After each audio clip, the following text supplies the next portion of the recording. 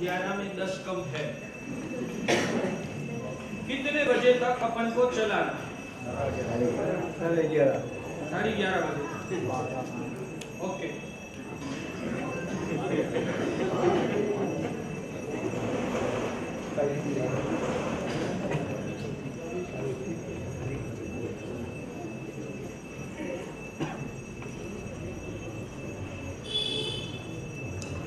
धर्मस्य फलमिच्छन्ति धर्मं नेच्छन्ति मानवाः, पापस्य फलं नेच्छन्ति पापं कुर्वन्ति साधकाः।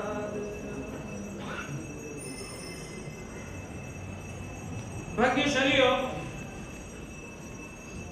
अनंत करुणा सागर परमात्मा अरिहंत प्रभु ने फरमाया है,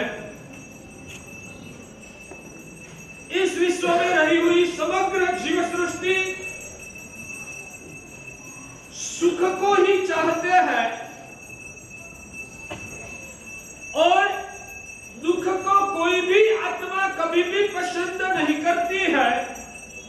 इसलिए एकेंद्रिय से लेकर पंचेंद्रिय तक सभी जीवात्माएं हमेशा जीवन में दुख को मिटाने के लिए और सुख को पाने के लिए ही कोशिश करते हैं। क्या ये बात सही है या गलत? आप सब भी दुख मिटाने के लिए और सुख पाने के लिए ही कोशिश करते हो भाग्यशाली? अच्छा, ठीक है। तो सुख के बारे में हमारे भगवान ने सुख का 2 प्रकार बताया। सुख के बारे में भगवान अरिहंत प्रभु ने सुख के 2 प्रकार बताए हैं। एक है पौद्गलिक सुख, दूसरा है आध्यात्मिक सुख। एक है पौद्गलिक सुख, दूसरा है आध्यात्मिक सुख। भगवान कहते हैं कि आध्यात्मिक सुख जो है वो क्वालिटी में पौद्गलिक सुखों से अनंत गुना श्रेष्ठ है। और वो जो आत्मा के स्वभाव में से उजागर हुआ सुख जो पराकाष्ठा तक पहुंच जाता है, यानी कि मोक्ष गति का सुख मिल जाता है, तो अनंत काल तक उस सुख में कोई दुख का मिश्रण नहीं होता है। वो सुख की क्वालिटी कभी भी नीचे भी नहीं गिरती है। महान सुख मोक्ष गति में है। सम्यक दृष्टि आत्मा ऐसे सुख को पाने का अभिलाष रखता है। आप लोग जो सुख पाने की कोशिश करते हो वो इस प्रकार के सुख पाने की आपकी अभिलाषा है या भौतिक सुख पाने की आपकी अभिलाषा है? कोई चिंता मत करो। आज बहुत बाल कक्षा के जीवों को लक्ष्य में रखकर आपकी भूमिका के अनुसार सुख का उपाय बताओ। हमारा अभिलाष, हमारी सोच, हमारा विजन तो क्लियर है, वो सुख नहीं पाया ना, तो ये सभी भौतिक सुखों का कोई कीमत नहीं है। ये सब भौतिक सुख वो तो दुर्गति में ले जाने वाला है। इसलिए भगवान अरिहंत प्रभु ने कहा है कि भौतिक सुख जो है वो असार है। आज आपके दिमाग में नहीं जमेगा, हमारा साहब हमको तो दीक्षा नहीं लेना है, हमको तो संसार में ही रहना है, तो हमारा संसार ठीक कैसे बने वो सिखाओ। वो सीखना है, संसार छोड़ने का सीखना है या संसार को ठीक बनाने का सीखना है? ठीक है, आप बच्चे हैं, इसलिए आपको आपकी भूमिका के अनुसार बताता रहूंगा, मगर ये वाक्य याद रखना, भगवान ने ये सुख को असार कहा है। ये सुख जीव को संसार के चक्कर में फंसाने वाली माया जाल है। ये सुख ही दुख का उपार्जन करने वाला है। इसलिए सर्वज्ञ जिस सुख के पीछे आप जिंदगी को बर्बाद कर रहे हो, वो सुख भगवान अरिहंत प्रभु कहते हैं कि असार है। उसकी विवेचना आज करूंगा ना तो भी आपको नहीं जमेगा।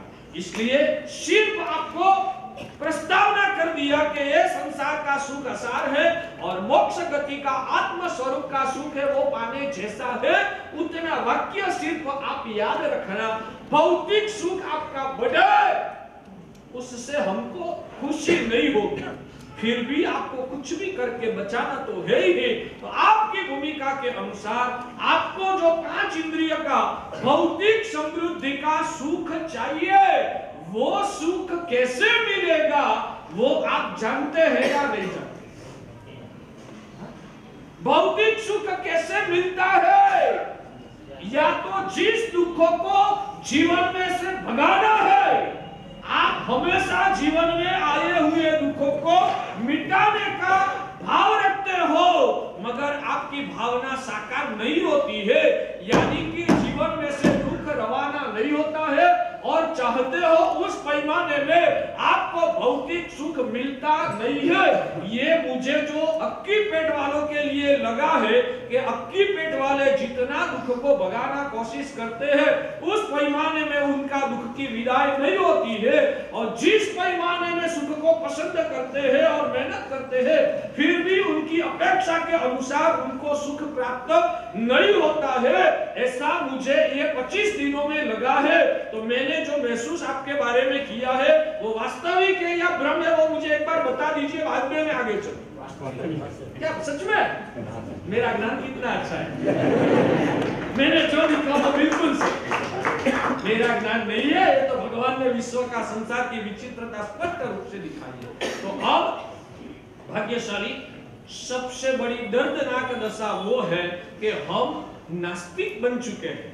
हम भौतिकतावाद में इतने फंसे हैं कि हमारे दयालु सर्वज्ञ भगवान ने बताया हुआ जो सत्य है ना, वो सत्य हम समझने की भी कोशिश नहीं करते। सबसे पहले दुखों को रवाना करना है तो वो दुख कहां से आता है उस दरवाजा को बंद करना पड़ेगा।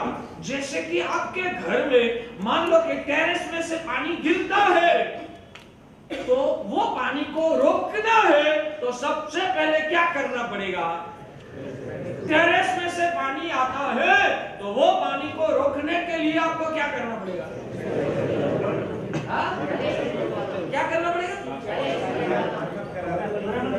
वाटर प्रूफिंग करना पड़ेगा। ठीक है भाग्यशाली, वाटर प्रूफिंग करने का नंबर सेकंड है। दूसरे नंबर पे पहले तो वाटर कहां से गिरता है वो तय करना पड़ेगा। यहां से वाटर गिरता है और यहां आप वाटर प्रूफिंग करा दोगे तो हालत क्या होगी? आप लोगों की हालत ये है कि दुख को मिटाना है, आप लोगों को दुख को मिटाना है, मगर दुख कहां से आता है वो भी आपको पता नहीं है, तो आपका मेहनत सफल कैसे होगा?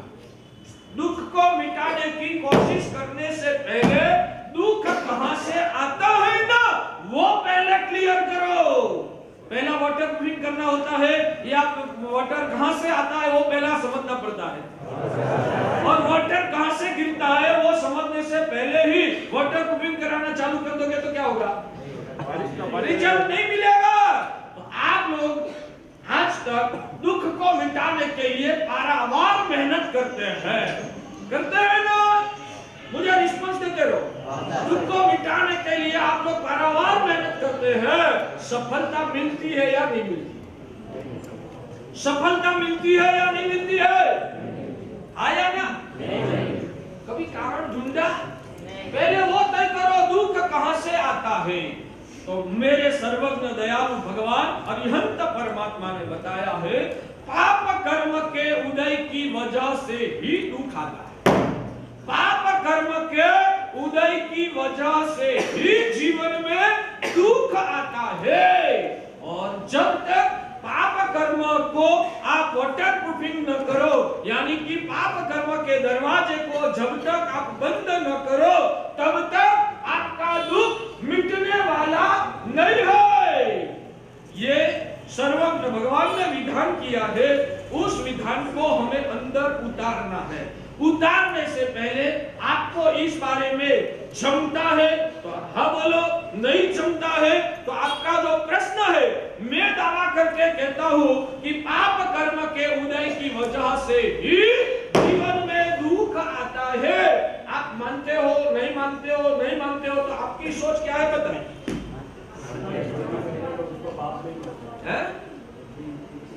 बड़े आवाज से बोलो, सब सुने वैसा बोलो। चीज जो करते हैं उसको हम लोग पाप नहीं मानते। पाप क्या है वो सेकंड नंबर की बात। सिर्फ पाप कर्म का उदय है तो दुख आता है। आप जो करते हो वो पाप करते हो, पुण्य करते हो, वो आगे आगे सब बात धीरे धीरे खुलती रहेगी। मगर हमारे सर्वज्ञ भगवान ने ये स्पष्ट अपने ज्ञान से लिखा है, जीवन में कोई भी सुख की घटना हो या जीवन में कोई भी दुख की घटना हो, कर्म के बिना जीवन में सुख भी नहीं मिलता है, कर्म के बिना जीवन में दुख भी नहीं आता है। सुख और दुख का मूल कारण जो कोई हो तो कर्म है। एक बात समझा दूं, पहला कर्म भी दो प्रकार के, कर्म भी दो प्रकार के हैं। एक है पुण्य कर्म और दूसरा है पाप कर्म। कर्म की दो जातियां, कर्म की ही दो जातियां है।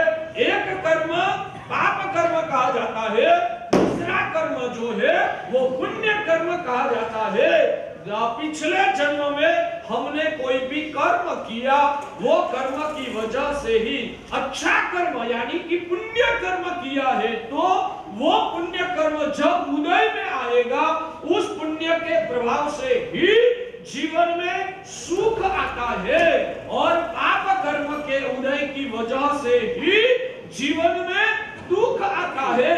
ये जैन धर्म का बेसिक तत्व ज्ञान है। इसको जैन दर्शन की बाल पोथी कही जाती है। बच्चा जब छोटा होता है तब से उनको ये सिखाया जाता है कि पुण्य से सुख मिलता है और पाप कर्म से ही दुख मिलता है।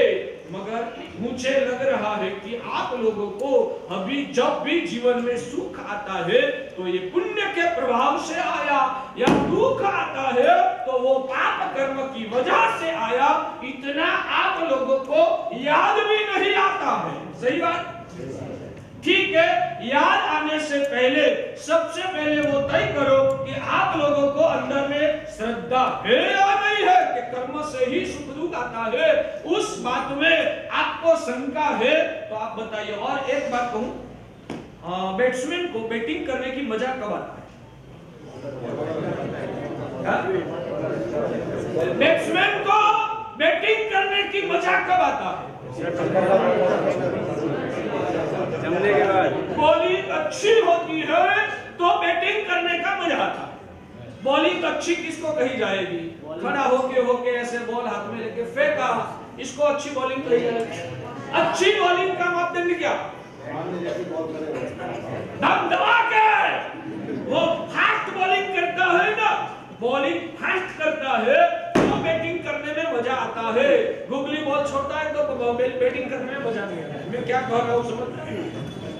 आप अच्छी बॉलिंग करो तो मुझे बैटिंग करने में मजा आएगा। यानी कि आपके धारदार प्रश्न आएंगे ना, धारदार प्रश्न। नहीं माना साहब, कर्म जैसी कोई चीज मैं मानता नहीं हूँ। एक्सीडेंट हुआ, किस वजह से हुआ? एक बात कहूं, हमारे जैन दर्शन में भी भगवान अरिहंत प्रभु ने यह सिद्धांत बताया है कि कोई भी कारण के बिना कार्य कभी हो ही नहीं सकता।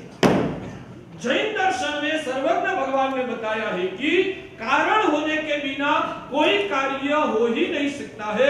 वैज्ञानिकों ने भी यह सिद्धांत को स्वीकार किया है, जब कारण मौजूद होता है तो ही घटना का निर्माण होता है, कारण के बिना घटना का निर्माण नहीं होता है। इस संसार में इतनी सारी घटनाएं होती है। कोई बोलेंगे मेरी बुद्धि अच्छी है, तो किस वजह से? तो डॉक्टर कारण बताएगा छोटी उम्र में तूने बादाम खाया इसलिए तेरी बुद्धि अच्छी। मैं पैसादार हो गया, किस वजह से? क्योंकि मैंने डिग्री पाके और अच्छा व्यापार किया ना, इसलिए मैं पैसादार हो गया। संसार की हर क्रिया में आप जो भी कारण देखते हो ना, वो भौतिक कारण को ही दिखते हो।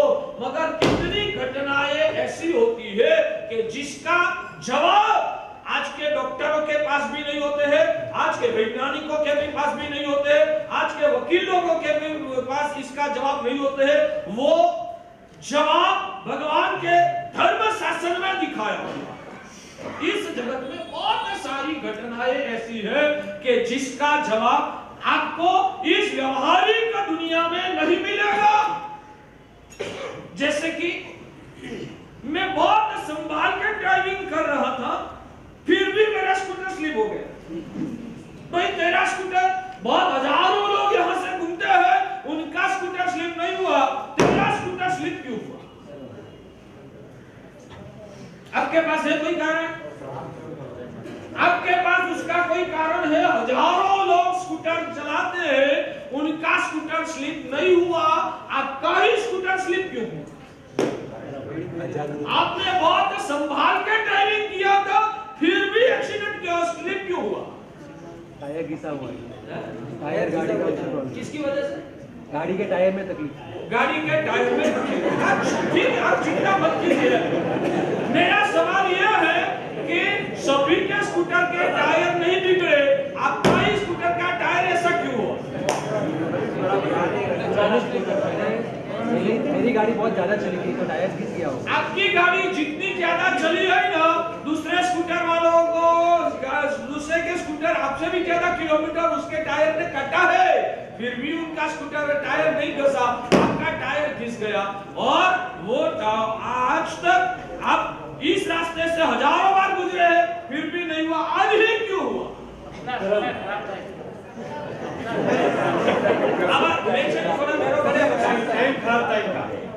टाइम खराब का मतलब क्या? अभी 11:07 बजी है ना, अभी 11:07 बजी है ना, आपके लिए नहीं पूरे देशवासियों के लिए 11:07 ही बजे है, तो वो टाइम आपके लिए क्यों खराब दुर्बार हो रहा है?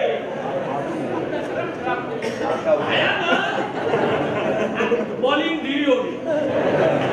मेरे सामने आपको उस हिसाब से डिबेट करना है। महाराज साहब, आपकी बात बोगस है, कर्म किसी ने दिखा नहीं, कर्म किसी ने दिखाया नहीं है। क्या कर्म लाल है, पीला है, ग्रीन है, व्हाइट है, कैसा है? कर्म दिखाया आपने, तो कर्म जैसी चीज दिखी नहीं है, आप कैसे मान सकते हैं? आपका प्रश्न, आप लोगों को प्रश्न पूछने का ठीक नहीं आता है, तो आपकी ओर से मैं ही खुद प्रश्न करता हूं, मैं ही खुद जवाब देता हूं।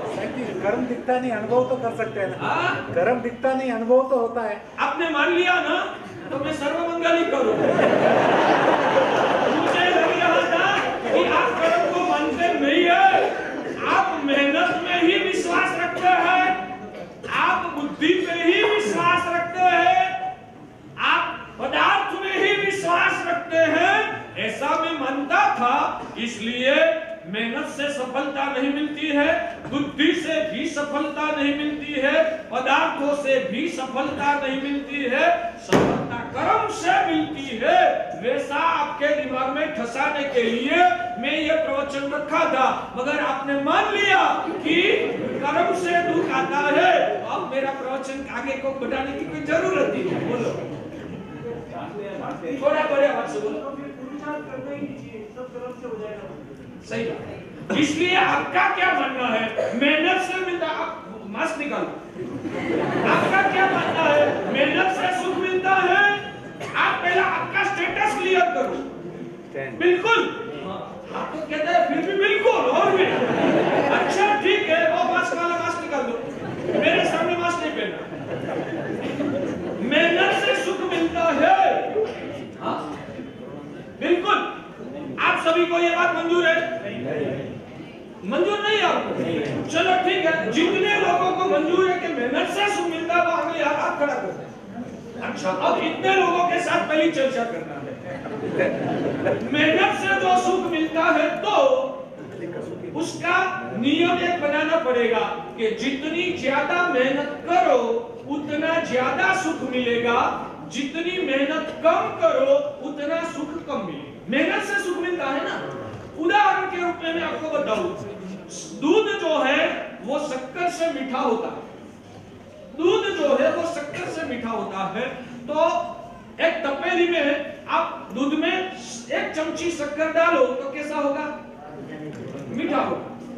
2 चम्मच डालो तो ज्यादा मीठा होगा, 4 चम्मच डालो तो और ज्यादा होगा। यानी कि शक्कर से जो दूध मीठा होता है, तो जितनी शक्कर ज्यादा डालो उतना दूध ज्यादा मीठा होना चाहिए, बराबर है? ये एक नियम। हमेशा कोई भी तत्व को समझने के लिए पहले एक नियम क्लियर करना। तो मेहनत से सुख मिलता है, वैसा जो आप कहते हैं, तो मेरा सवाल ये है कि जो 2 घंटा मेहनत करेगा उनको ज्यादा सुख मिलेगा, या 4 घंटा मेहनत करेगा उसको ज्यादा सुख मिलेगा? 4 घंटा मेहनत करेगा उसको ज्यादा सुख मिलेगा, या 8 घंटा मेहनत करेगा उनको ज्यादा सुख मिलेगा? 8 घंटा मेहनत करेगा उसको ज्यादा सुख मिलेगा या 16 घंटा मेहनत करेगा उसको ज्यादा? और 16 घंटा मेहनत करेगा उसको ज्यादा सुख मिलेगा या 24 घंटा मेहनत करेगा उसको ज्यादा? पहले नियम क्लियर कर दो कि मेहनत जितनी ज्यादा उतना सुख ज्यादा।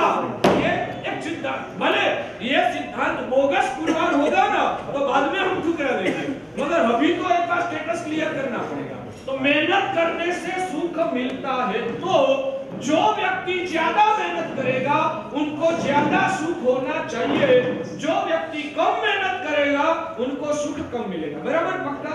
अच्छा, मेरा प्रश्न ये है कि आपकी ऑफिस में आप ज्यादा मेहनत करते हो या आपका मजदूर ज्यादा मेहनत करता है?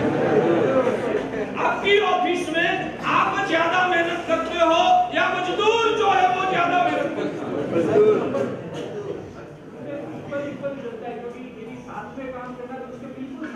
ओके, बिल्कुल इक्वल मेहनत होती है तो दोनों को सुख भी इक्वल मिलना चाहिए। जो मेहनत से सुख मिलता है तो दोनों इक्वल मेहनत करते हैं।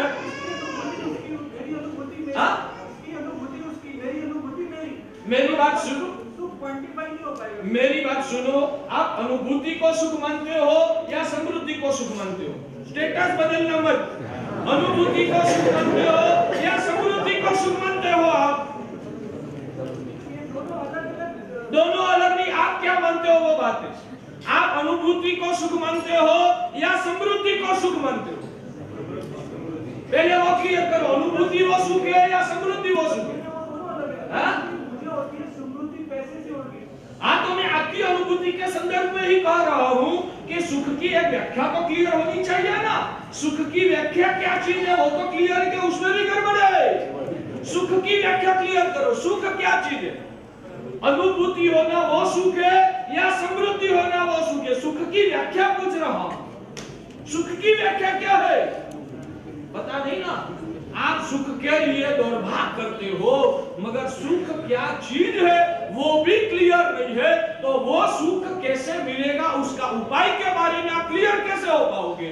सबसे बड़ी दर्द की बात कहूं, हमारे सब संसारी लोग आज वहां तक भटके हुए हैं कि वो खुद जो चीज पाने के लिए दौड़भाग कर रहा है ना, वो चीज ही क्या चीज है वो खुद को पता नहीं।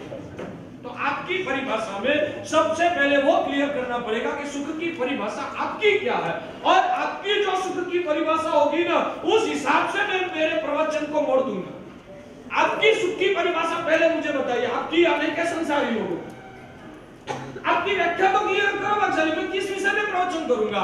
सुख प्राप्ति का उपाय मुझे बताना है। मैं आपको सुख का उपाय सिखाने के लिए आज पाठ में बैठा हूं। मैं आज सुख का उपाय बताने के लिए